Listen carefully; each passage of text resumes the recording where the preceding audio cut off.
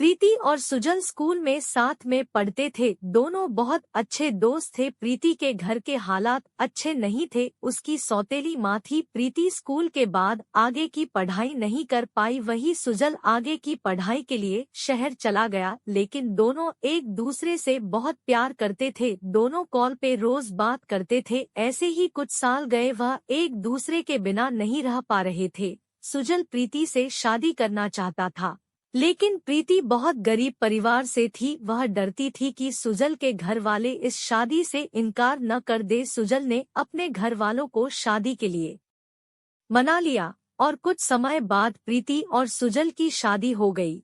सुजल ने शादी वाले दिन प्रीति से प्रॉमिस किया कि मैं जीवन भर तुम्हारे साथ रहूंगा, लेकिन किस्मत को कुछ और ही मंजूर था।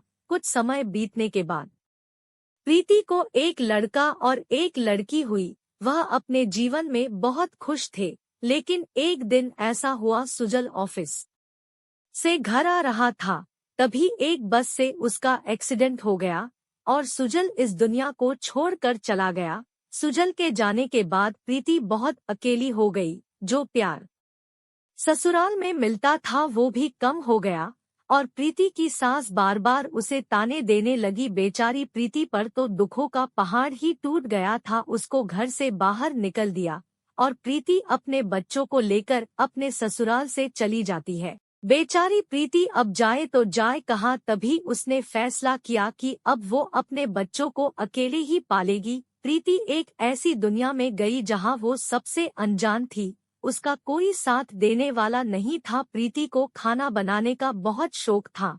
उसने फैसला किया कि वह घर घर जाके खाना बनाएगी और अपने बच्चों का पेट पालेगी। वह बच्चों को लेकर काम की तलाश में निकली, लेकिन उसे काम नहीं मिला। वह बहुत उदास हो गई और रोने लगी। तभी एक महिला वहां से जा रही थी। उसने उससे रोने का कारण पूछा। प्रीति ने उसको सारी बात बताई। उस महिला ने प्रीति को अपने साथ अपने घर ले आई। प्रीति उसके बच्चों को पानी और खाना खिलाया और प्रीति से बोली, आज से तुम खाना मेरे यहाँ बनाओगी और यही रहोगी। उस महिला की बात सुनकर प्रीति बहुत खुश हो गई और वो वह रहकर खाना बनाने का जॉब करने लगी और उसके बच्चे स्कूल भी जाने लगे। प्रीति अपने बच्चों के साथ खुशी खुशी रहने लगी। कुछ सालों बाद बच्चे भी बड़े हो गए और कमाने लगे। फिर उन्होंने अपना खुद का मकान लिया और प्रीति से कहा, आप अभी काम नहीं करेगी। सब कुछ ठीक चल रहा था। प्रीति ने अपनी लड़की की शादी कर दी। फिर उसके एक साल बाद लड़के की भी शादी कर दी। अभी प्रीति की बहू घर में आ गई थी। कुछ दिन तो अच्छे से चल रहा था, लेकिन बहू और प्रीति की थोड़ी भी नहीं बनती थी। छोटी छोटी बातों पर झगड़े हुआ करते थे। एक दिन प्रीति का लड़का अपनी बीवी को लेके कहीं और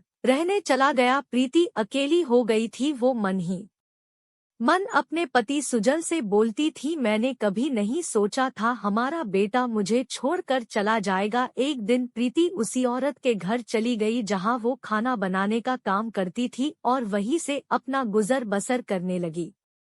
कहानी अच्छी लगी तो चैनल को सब्सक्राइब करना ना भूले।